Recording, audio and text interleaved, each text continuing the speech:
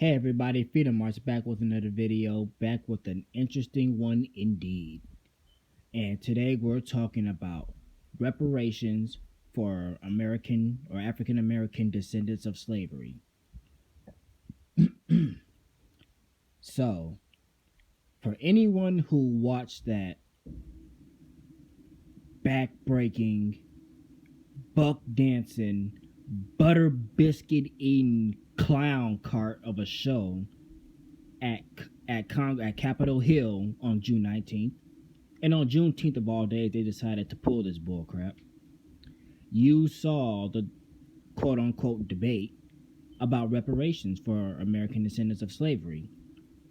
Now, you had a few slave-minded individuals there. You had a few slave folk there. You had the irrelevant football player. You had Ta-Nehisi Coates, who don't know a damn thing about reparations or black history or American history or history in general for that matter, or his skin color. You had a few other people there, and one of the more interesting people there who was against reparations was Mr. Hughes, Mr. Coleman Hughes.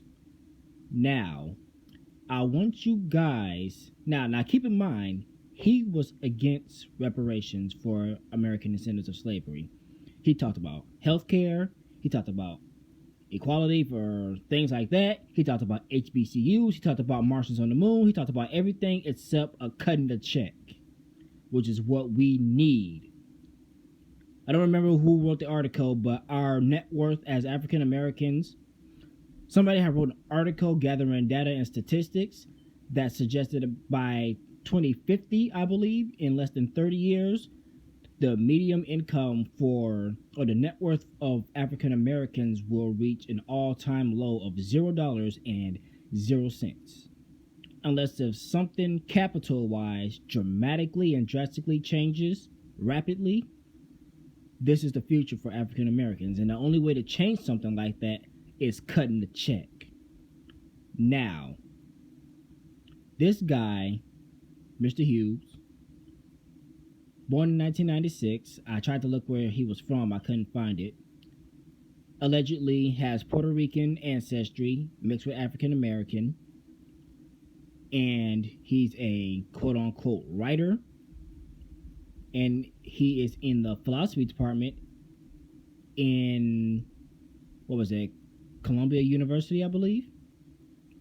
Now, I want you guys to take a look at this video that Tariq Nasheed shared on his Twitter and tell me, do you truly believe this is the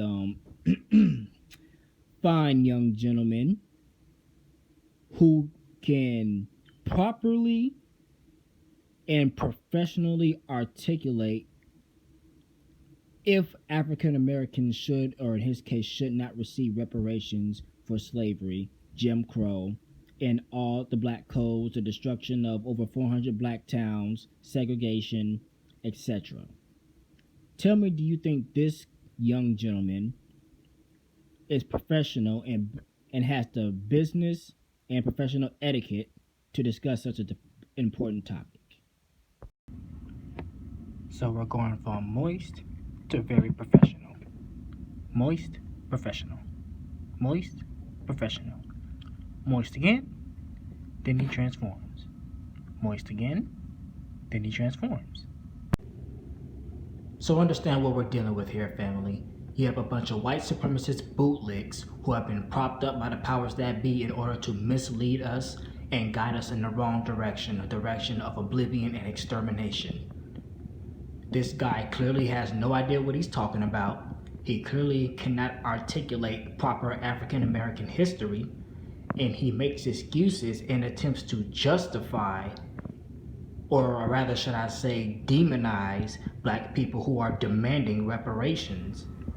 I mean, get real, family. Just look at this crap that was posted on the New York Times from an article that was written by Charles Stolberg on June 19th. It says, it's titled, "At Historical Hearing, House Panel Explores Reparations." So from Washington, now I'm reading from the article here. Frail but sharp at 88, the Doris Sherman The Rev. Doris Sherman woke up at 4 a.m. on Wednesday to travel here from Philadelphia for an event that, even after the nation elected its first black president, she never thought she would see a meeting in the capital of the United States on reparations for African Americans. That alone should let you know exactly what we're in for, but let's continue. Dressed in all white, the color of the suffragist movement, it was a coincidence, she said. Miss Sherman, who was black, reflected on the unfulfilled Civil War era promise to former slaves of, quote, 40 acres and a mule. As a school teacher for 30 years before entering the ministry, she recalled so many black parents struggling to provide daycare, their children, quote, left back and left out. If the government did anything, now listen to this part. If the government did anything, she said, it should do something for the children. Quote, we don't want that meal now, she said. Quote, we don't want that 40 acres. We are asking for remembrance because remembrance is going to pay the damn bills at the end of the month. Remember the struggle, remember the injustice, and remember the now. End quote. So basically, this heifer is saying, to hell with a cash check. I don't need that. I need you to remember my suffering. Remember the lynchings. Remember Black Wall Street being destroyed. Remember segregation and Jim Crow and every evil atrocity that the dominant society has inflicted on black people. Remember all those things, but don't you do a damn thing about it. And this fossil, this prehistoric relic from the ancient era, he was no better. The retired football star, what was his name? Burgess Owens, or whatever this irrelevant guy's name was, he was no better. Now, in this same article written by the New York Times, this is what the article says. He said, Republican lawmakers and witnesses, including Burgess Owens, the retired football star, were jeered when they argued that black people could pull themselves up by their own bootstraps and that reparations might damage their psyches. Quote, we've become successful like no other because of this great opportunity to live the American dream. Never mind slavery or Jim Crow or any of those other things. Mr. Owens, who was black, told the panel, quote, let's not steal that from our kids by telling them they can't do it, unquote. So, reparations might damage their psyches. Now, if this ain't a buck dancing, butter biscuit eating clown, I don't know what is. Now, here's a quick snippet from this relic of the prehistoric era. I want you guys to listen to it and see what he says.